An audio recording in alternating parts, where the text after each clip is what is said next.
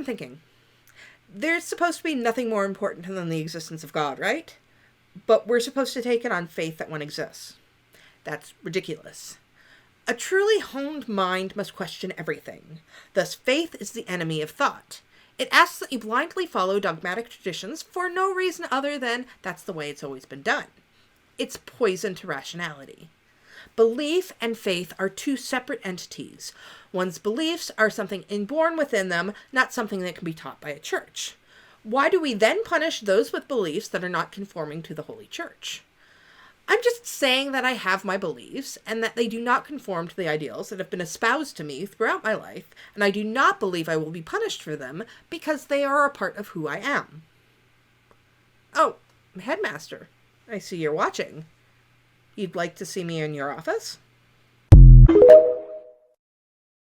School wasn't really for me anyway.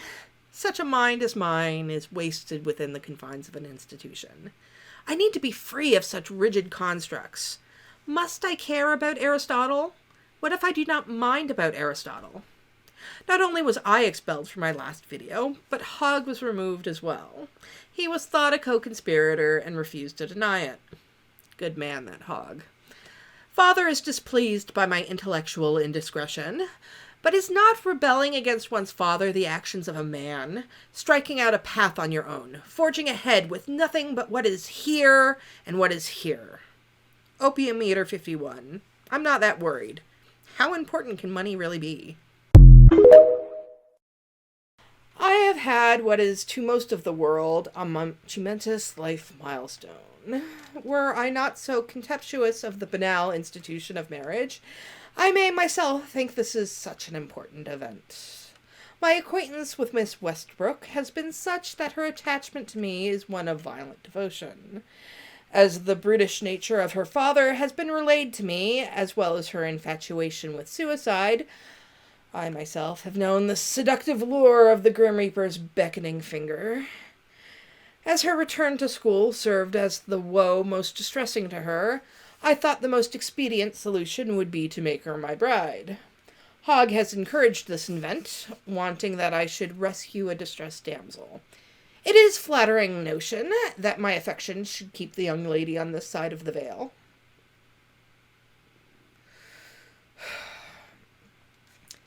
Thank you all for your congratulations and well wishes. We may need all the well wishes.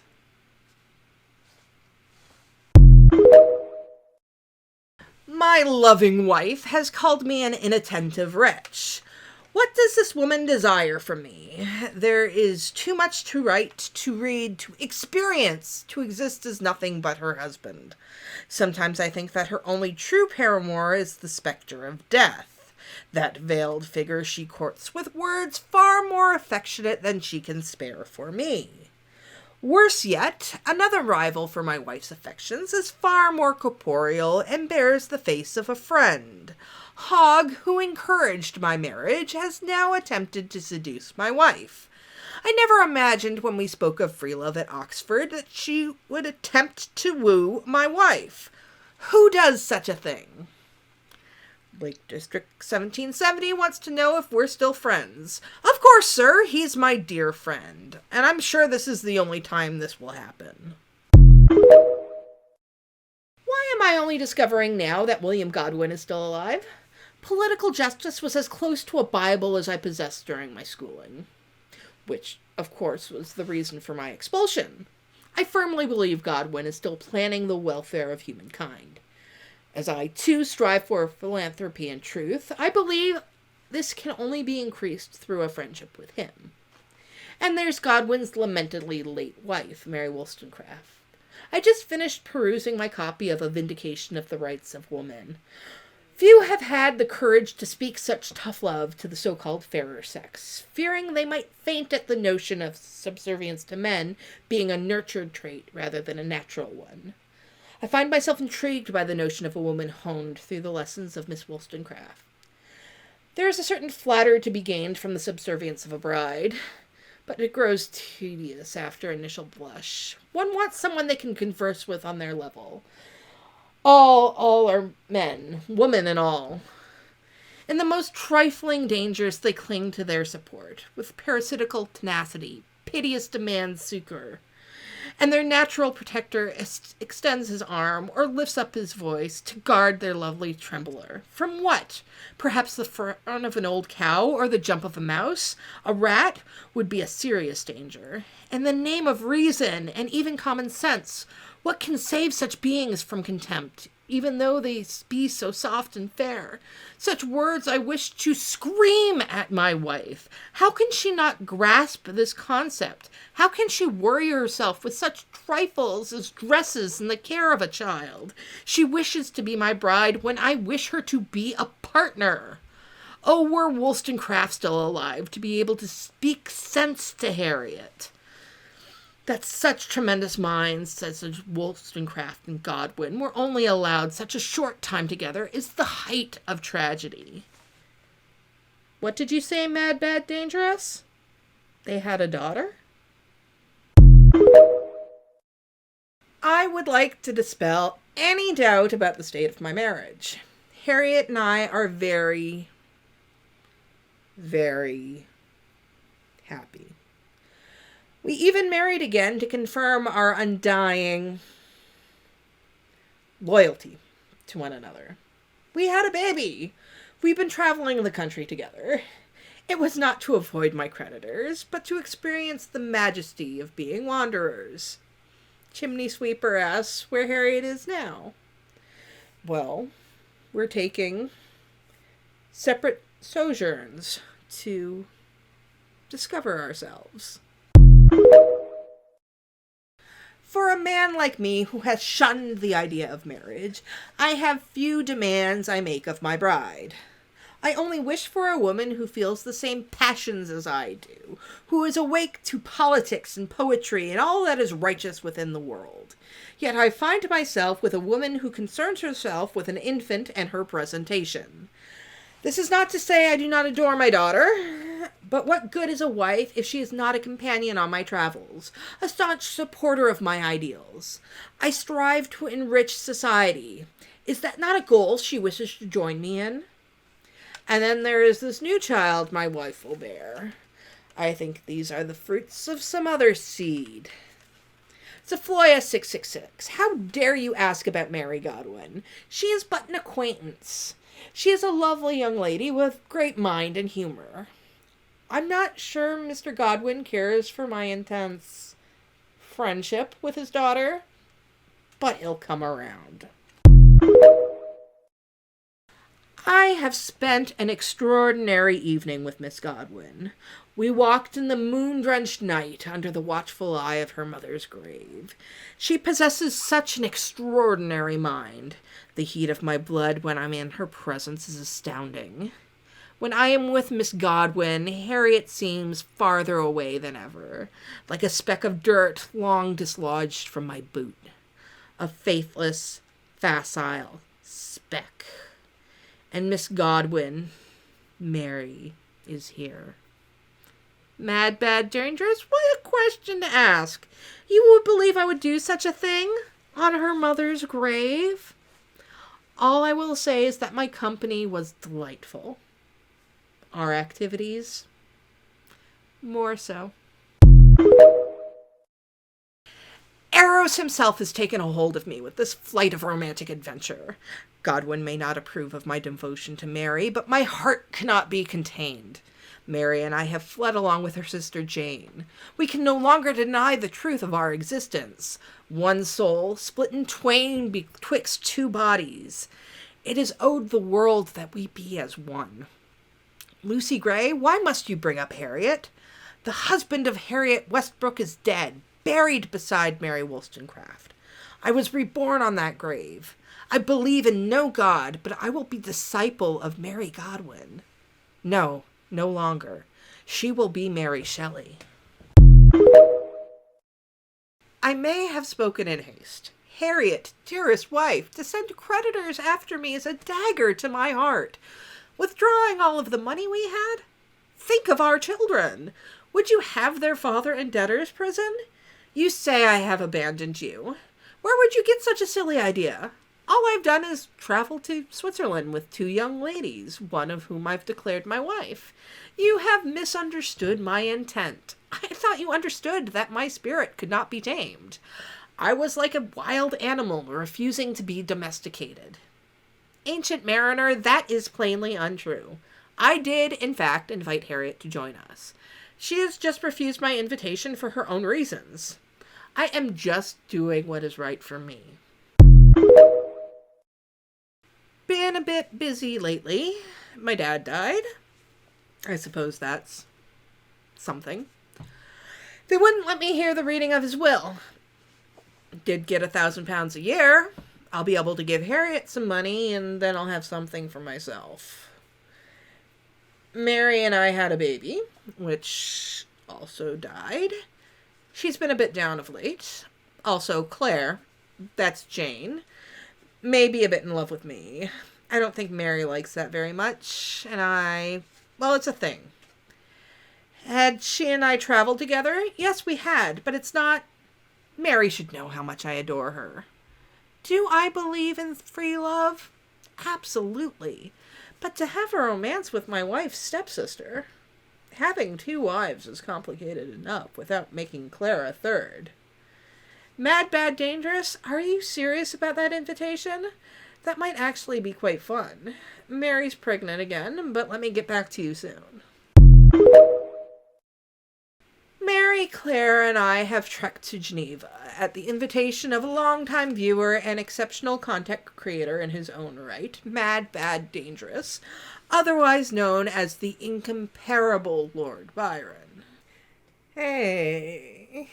Byron is an exceptionally interesting man, as well as a slave to the vilest and most vulgar prejudices, and as mad as the winds. Guilty as charged. On this excursion, Byron has composed a marvelous piece, The Tale of the End of All Things. It's the end of the world, man.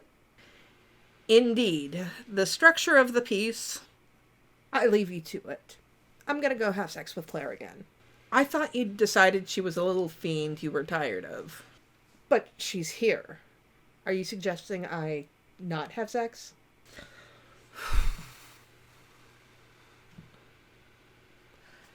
Now that he's left, Byron utterly confounds me. Darkness is a work of dark beauty, an apocalyptic narrative of a wanderer struggling in a world of despair as the survivors of a cataclysm ruin what remains of the world in an effort to grasp just one more day of existence. The use of biblical imagery makes a mockery of the organized religion in a way that is perfection. Yet that man is the one who produced it. A man of vice and lust so profound I do not know how he still lives. But what makes it worse, he is one of the most fascinating human beings I have ever met. And I must wonder, when others look at me, is that what they see? I know that's you in the comments, Mr. Godwin. That's uncalled for. For all of his peccadillos, Byron is truly a towering intellect. How often we've spent the night at Villa Diodati discussing politics, poetry, the depths of humanity. Yet he also spends an inordinate amount of time splitting between defiling young Claire and loathing her. Shelley, I'm bored. I'm still talking to my followers. But I'm here, and I'm way more interesting than them. Mary seems to be enjoying the time here. She is such an attentive listener to all of my discussions with Byron.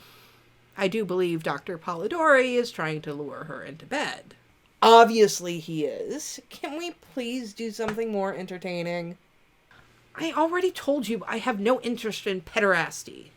It was just a suggestion. Don't knock it until you've tried it. But that wasn't what I was referring to. In such gloom as we are enshrined, I propose a contest. Whoever tells the most gruesome tale is the winner. Well, this might be interesting. I don't know, Midnight Frost. I think Mary might be able to actually come up with something.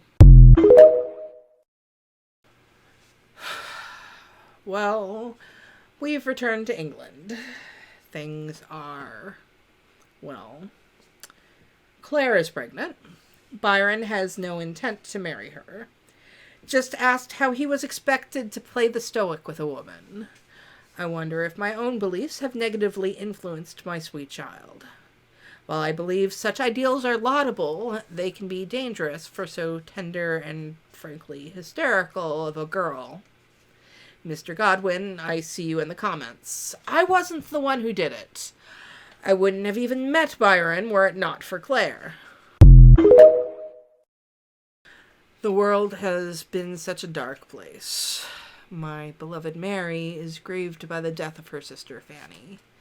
Clare attempts to communicate with Byron, but he rebuffs her at every turn. But the darkness that lay most heavily upon my soul is Harriet. My dear sweet Harriet. So long had she flirted with the Grim Reaper. Eventually he would come to dance with her. I should have known that someone who spoke of suicide with such longing would eventually give in. Am I to blame for lamented Harriet's drowning herself? I could not deny my heart for Mary. Sooner I would lose a limb than deny my affection for her. If only Harriet could have understood that the heart of a poet is not his own. I am but slave to the passions that run through my veins. And then there are my children. With the loss of their mother, Anne and Charles should be reared alongside William. They would find no better mother than my darling Mary. Yet Harriet's family denies my paternal right to my offspring. I can't even look at the comments today. My eyes overflow with tears. That time is dead forever, child. Drowned, frozen, dead forever. All conspire against me and my happiness. Does not a father the right to raise his children, to mold them in his image? Yet my children remain in the custody of Harriet's detestable family. Mary and I were finally wed in the eyes of the law. The ceremony was magical. Yet there are still aspersions cast on my character. Harriet's grandfather claims I deserted her. Anyone can see our estrangement was by mutual agreement. Our shared interest had waned to the point where cohabitating would have driven her to the grave even sooner. They also claim my atheism will ruin my children. Is it not one of the tenets of their faith to be understanding and accepting of others? Why are my beliefs any less precious than their own? I believe in people, of the goodness that can be done in this world, if only we strive for it. Should not these not be the lessons we pass on to the next generation? Lord Chancellor, don't think I don't see you in the comments. I find you detestable even when you're not meddling in my affairs. Say anything you want, but no, my children are no longer mine. The blood within those veins may be mine own, but tyrant, their polluted souls are thine. My doctor has suggested a change of air. I have departed England with Mary. I know not if I shall ever return. My body fails me, and I do not know if I have long for this world. Perhaps the specter of my first wife maintains a hold over my throat as I feel the clammy digits of death stifling me. I wonder if she is the one who has claimed my children with Mary. Our first daughter lived not but 2 days. Only recently we have lost Clara, and finally my dear son Wilmouse. It feels a curse upon me.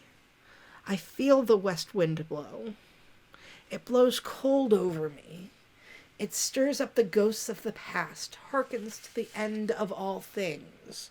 Winter will come, but I must hold out hope that life will spring anew. O wild west wind, thou breath of autumn's being, thou from whose unseen presence from leaves dead are driven like ghosts and enchanter fleeing. It is hard for me to speak, so weakened as I am by my illness and the woes of the day. But my pen is compelled to move. I am but an instrument of creation. The wind blows my strings, and I sing out unbidden. It is the world crying out for a change I wish to enact. Thank you all for your well wishes. I hold them close to my heart.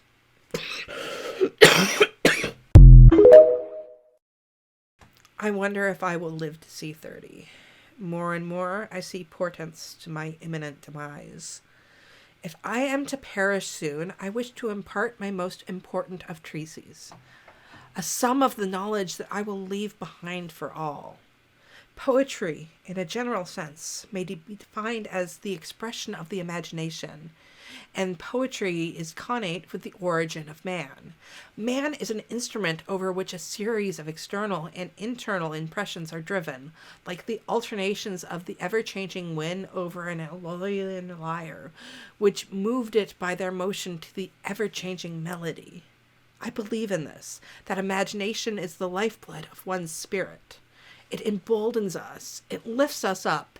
It brings to life ideas from the farthest reaches of our minds. Without imagination, we would be dead. Therefore, without poetry, our imaginations are trapped within us, making us hollow shells.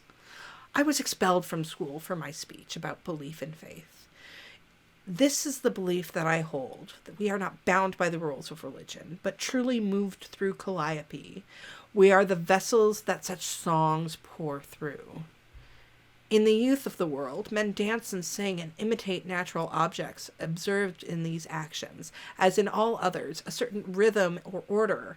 And although all men observe a similar, they observe not the same order in the motions of the dance, in the melody of the song, in the combinations of the language, in the series of their imitations of natural objects. All original religions are allegorical and susceptible to allegory, and like Janus, have double face of false and truth. Poets, according to the circumstances of the age and nation in which they appear, were called in the earliest epochs of the world legislators or prophets. A poet essentially comprises and unites both of these characters. Poets are the modern-day soothsayers. They speak the truth.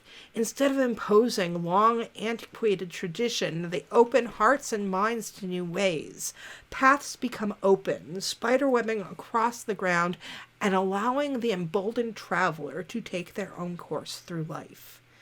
And such is life. The adventure I have been on throughout mine has not been without heartbreaks.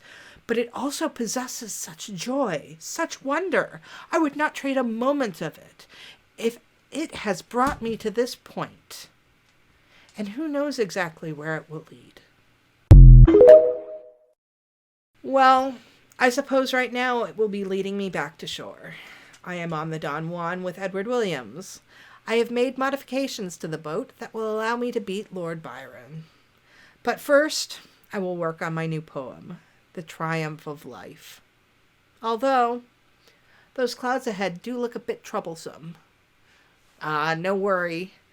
Nothing of me that doth fade, but doth suffer a sea change into something rich and strange.